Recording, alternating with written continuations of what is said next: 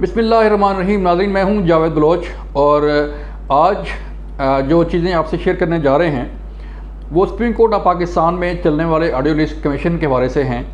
اور اس کمیشن کو کام سے روکنے کے بعد اس کمیشن سے متعلق جو لارجر بینچ بنایا گیا تھا اس سے متعلق ہیں. اس آپ کے علم میں ہے کہ آڈیو لیس کمیشن جس کی سربراہی جسٹس قاضی فائز صاحب کر رہے تھے، اس کے ذمے 8 آڈیو لیک کی تحقیقات جو ہے اس کے جو ہے فرائض میں شامل تھا. اور ان 8 آڈیو لیکس میں چیف جسٹس عمر تا بندیال صاحب کی مدر ان لا اور باقی جو ہے آڈیو لیکس شامل تھی، جس میں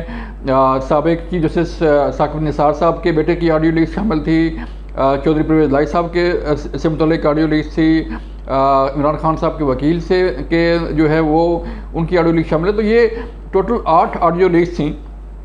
اور اس کے میں آپ کو تھوڑا سا بیک گراؤنڈ بتا دوں کہ اس کمیشن کو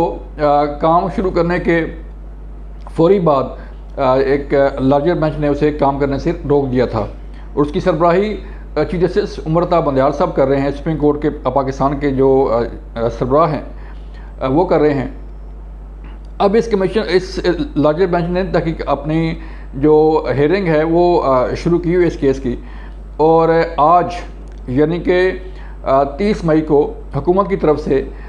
یہ سزا کی گئی ہے اس بینچ کو کہ یہ بینچ جو ہے اس بینچ سے 3 جج صاحبان جو ہیں وہ اپنے آپ کو الگ کر لیں. اس میں کون کون شامل ہیں؟ اس میں اس بینچ کے سربراہ چیف جسٹس سپریم کورٹ عمر تا بندیال صاحب، پھر جسٹس اعجاز الاحسن صاحب اور جسٹس منیب اختر صاحب کو پر عدم اعتماد کا اظہار کرتے ہوئے کہا گیا ہے کہ یہ تینوں جج صاحبان جو ہیں اس لارجر بینچ سے الگ ہو جائیں، کیونکہ ان کا تعلق جو ہے براہ راست آڈیو لیکس جو کمیشن بنایا گیا تھا اس سے ہے، اور ان سے منسلک جو ہے لوگ جو ہیں اس آڈیو لیک اسکینڈل میں شامل ہیں. اب آج جو ہے وہ باضابطہ حکومت کی طرف سے باقاعدہ استدعا کی گئی ہے کہ یہ تینوں جج صاحبان جو ہے وہ اپنے آپ کو اس کمیشن سے الگ کر لیں. مثال کیا دی گئی ہے کہ جو ججز کوڈ آف کنڈکٹ ہے اس کے مطابق جج اپنے رشتہ دار کا مقدمہ نہیں سن سکتا. ماضی میں ڈاکٹر ارسلان افتخار کیس جو سابق چیف جسٹس افتخار چودھری کے صاحبزادے تھے، ان کے کیس سے متعلق جو ہے چیف جسٹس افتخار چودھری نے اپنے آپ کو اس کیس سے الگ کر لیا تھا تاکہ کسی کو اعتراض نہ رہے. اور پھر یہ کہا گیا ہے کہ اس مبینہ آڈیو لیس میں جسٹس اعجاز الاحسن صاحب اور جسٹس منیب اختر صاحب بھی اس سے متعلقہ ہیں، اور جو chief justice supreme court justice Umar Ata Bandial صاحب ہیں ان کی خوش دامن کی آڈیو بھی جو ہے اس کمیشن کے پاس موجود ہے. تو لہٰذا ان تینوں جج صاحبان کو اپنے اس بینچ سے جو اس کمیشن سے متعلق جو ہے وہ سماعت کر رہا ہے اس سے الگ ہو جانا چاہیے. یہ باقاعدہ استدعا کر دی گئی ہے حکومت کی طرف سے. یہ سزا منظور ہوتی ہے کہ نہیں ہوتی؟ جیسے کہ پہلے حکومت نے مختلف بینچ پر اعتراض کیا اور جج صاحبان کو یہ درخواست کی کہ وہ اپنے آپ کو اس کیس سے اس بینچ سے الگ کر لیں، لیکن کوئی بھی جج جو ہے وہ اس سے الگ نہیں ہوا. حالانکہ تمام پارٹیوں نے اعتراضات کیے، تمام پارٹیوں کی طرف سے تحفظات کا اظہار کیا گیا، عدم اعتماد کا اظہار کیا گیا، لیکن کسی جج نے اپنے آپ کو ان بینچوں سے الگ نہیں کیا. تو اب جو سزا کی گئی ہے حکومت کی طرف سے وہ کس حد تک تسلیم کی جاتی ہے، کس حد تک اس کو انٹرٹین کیا جاتا ہے، یہ تو ڈپینڈ کرتا ہے سپریم کورٹ آف پاکستان کے اس معزز بینچ سے کہ وہ کس حد تک اس کو جو ہے وہ انٹرٹین کرتے ہیں یا نہیں کرتے. اب سوال کیا پیدا ہوتا ہے کہ آپ کے علم میں ہے کہ الیکشن پنجاب میں الیکشن کا معاملہ ہو یا کوئی دیگر کیسز ہوں تو اس میں جو ہیئرنگ چل رہی تھی، جو سماعتیں ہو رہی تھیں اور جو بینچ بن رہے تھے، جو فیصلے آئے شروع سے لے کے اب تک جتنے بھی بینچ بنے ہیں حکومت کی طرف سے، تمام سیاسی جماعتوں کی طرف سے ان بینچز پر اعتراض کیا گیا، ان بینچز پر عدم اعتماد کا اظہار کیا گیا، اور یہ کہا گیا کہ یہ جو فیصلہ جو ہے وہ سپریم کورٹ کا 3-2 کی تناظر سے ہے، وہ 3-2 نہیں ہے بلکہ یہ 4-3 کا ہے۔ اب کیا ہوگا؟ اب اس فیصلے کی روشنی میں جب کیس آگے بڑھے اور سارا کچھ ہوا تو ظاہری بات ہے الیکشن 14 مئی کو نہیں ہوئے اور حکومت نے وہ اس پر عمل درآمد نہیں کیا۔ اب جب کہ اس جسٹس فائز عیسیٰ کمیشن کا معاملہ آتا ہے تو اس کمیشن کی تشکیل کے فوری بعد جب 8 آڈیو لیکس ان کے سامنے پیش کی جاتی ہیں، ان کا ریکارڈ پیش کیا جاتا ہے، ان کے ٹرانسکرپٹ پیش کیے جاتے ہیں، تو اس میں نیچرلی جو آڈیو لیکس تھیں وہ ان کے سامنے آئیں اور پھر اس کمیشن کو جو ہے وہ ایک لارجر بینچ کی طرف سے اس کو کام کرنے سے روکا گیا اور جس کی سربراہی چیف جسٹس عمر عطا بندیال صاحب کر رہے ہیں۔ تو آج حکومت کی طرف سے بھی اس بینچ پر اعتراض کر دیا گیا ہے کہ یہ بینچ جو ہے وہ اس کیس کی سماعت نہ کرے، اس میں جو 3 جج صاحبان ہیں وہ اس کی سماعت نہ کریں اور اپنے آپ کو اس بینچ سے الگ کر لیں۔ معاملہ کیا ہے؟ معاملہ جو ہے وہ آہستہ آہستہ جو ہے وہ پھر دوبارہ ٹکراؤ کی صورتحال پیدا کرتا جا رہا ہے۔ آپ کے علم میں ہے کہ JUI کی کال پر سپریم کورٹ کے سامنے دھرنا دیا گیا اور اس دھرنے میں ہزاروں لوگوں نے شرکت کی، جس میں PDM کی مختلف جماعتوں نے بھی جو ہے وہ اس میں اپنا حصہ ڈالا اور ان سے اظہار یکجہتی کے لیے جو ہے وہ نہ صرف مریم نواز صاحبہ پہنچیں بلکہ باقی رہنما بھی وہاں پر سپریم کورٹ کے سامنے شارع جمہوریت پر پہنچے اور جو ہے وہ سپریم کورٹ کے خلاف اپنا پروٹیسٹ ریکارڈ کروایا۔ وجہ کیا تھی؟ وجہ بھی اس پروٹیسٹ کی یہی تھی کہ جو بار بار فیصلے آ رہے تھے سپریم کورٹ کی طرف سے، جو بار بار بینچ بن رہے تھے، تو ان بینچز پر اعتراض کرتے ہوئے، ان فیصلوں پر اعتراض کرتے ہوئے یہ کہا گیا کہ سپریم کورٹ سے یک طرفہ فیصلے آ رہے ہیں جو کہ جس میں نہ حکومت کی سنی جا رہی ہے، نہ حکومت میں شامل جماعتوں کی سنی جا رہی ہے کہ انہیں جو ہے وہ کوئی ریلیف نہیں مل رہا، لہٰذا ہم سپریم کورٹ کے سامنے جو ہے اپنا پروٹیسٹ ریکارڈ کرواتے ہیں۔ اب جب یہ پروٹیسٹ ریکارڈ ہوا تو اس کے بعد صورتحال کچھ قدرے نارمل ہوئی، لیکن پھر جب یہ کمیشن بنا، کمیشن کو پھر کام کرنے سے روکا گیا، تو پھر اب جو تناؤ ہے پھر دوبارہ سے بڑھنا شروع ہو گیا ہے اور یہ ٹکراؤ کی صورتحال جو ہے وہ کافی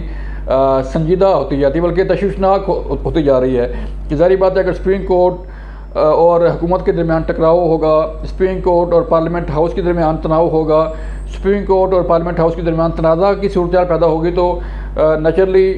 نقصان جو ہے وہ اس ملک کا ہوگا، نقصان جو ہے وہ پبلک کا ہوگا، اور جو کیسز چل رہے ہیں اس پہ اثر انداز جو ہے وہ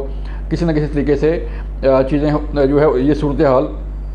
جو ہے اس کو جو ہے اس میں شامل ہوگی۔ اب کیا ہوگا؟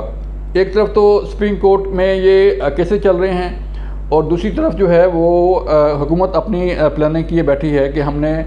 اس بینچ پر اعتراض جب انہوں نے اٹھا دیا ہے تو اس کا مطلب ہے کہ اگر یہ بینچ اس پر کوئی فیصلہ دے گا یا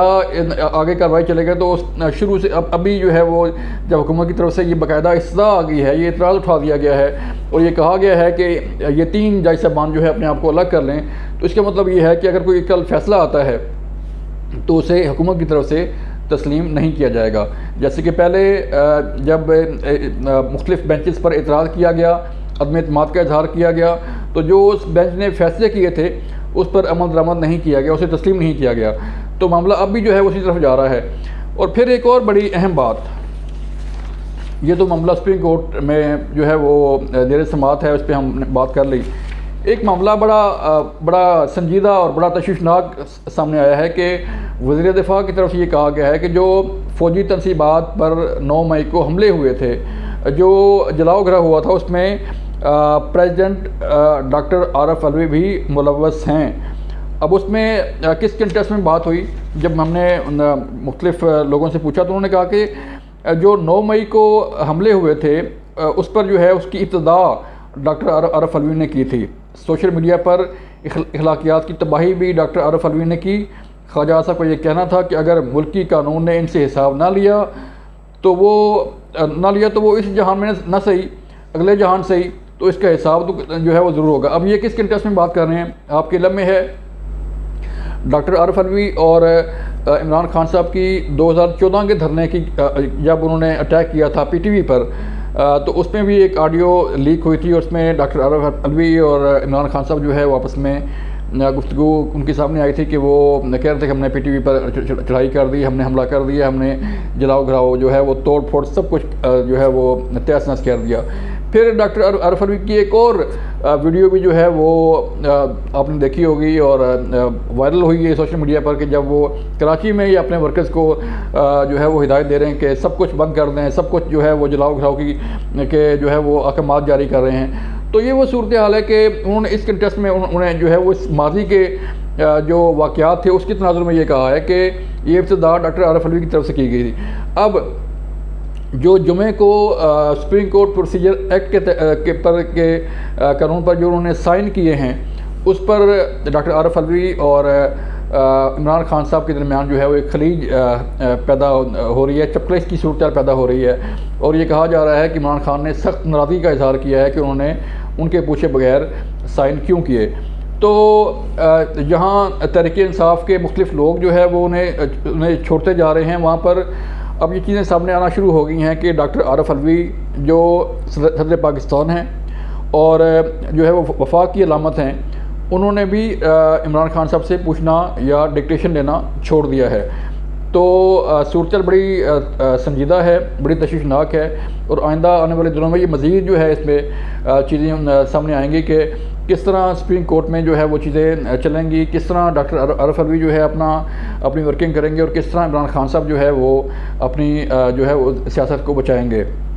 دوسری طرف آج نیب میں جو ہے مختلف وزراء پیش ہوئے، فواد چودھری نے اپنا بیان ریکارڈ جو ہے وہ کروا دیا ہے، شیخ رشید نے اپنا بیان جو ہے تھرو وکیل جو ہے وہ جمع کروا دیا ہے۔ فواد چودھری کو آج بڑا اسپیشل ایک خاص گیٹ سے جو ہے وہ گزارا گیا نیب کے اندر، وہ گئے وہاں پر، انہوں نے اپنا بیان ریکارڈ کروایا ایز اے وٹنس، تو اس کے بعد وہ روانہ ہو گئے بغیر کوئی بات چیت کیے۔ تو یہ معاملہ ہے کہ جو تحریک انصاف کو چھوڑ رہے ہیں وہ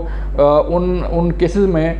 گواہ بھی بن رہے ہیں جو اس وقت کابینہ کے حصہ تھے، جو عمران خان صاحب کے فیصلوں میں شامل تھے۔ تو اس سے اندازہ یہ ہو رہا ہے، اس سے خبریں یہ آ رہی ہیں کہ آئندہ آنے والے دن جو ہے وہ بڑی اہمیت کے حامل ہیں، اور ان دنوں میں عمران خان صاحب کی سیاست کا تعین بھی ہونا ہے، تحریک انصاف کے خاتمے یا چلنے کا بھی تعین ہونا ہے، اور جو نئی پارٹی بننے جا رہی ہے اس میں کون کون شامل ہوگا اس کا فیصلہ بھی ہونے جا رہا ہے۔ اپنا خیال رکھیے گا، اللہ حافظ۔